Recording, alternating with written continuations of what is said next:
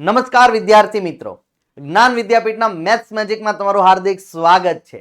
આજે તમારા માટે મેથ્સ મેજિકમાં હું લઈને આવ્યો છું કે 3 અંકોનો વર્ગ કેવી રીતે કરો। જો નાના નાનાનો તો વર્ગ તમે કરી નાખો છો, 3 અંકોની સંખ્યા હોય તો એનો વર્ગ કેવી રીતે કરવો, ચાલો હું શીખવાડું તમને। જો એકદમ ઈઝી છે। 3 નો વર્ગ શું થાય? 9। 4 નો વર્ગ શું થાય? 16। હવે આ ત્રણેયનો ગુણાકાર કરી નાખો। કોનો કોનો? તો કે 3 ચોક 12 અને 12 દુ 24, તો 9, 24, 16 આનો આન્સર છે।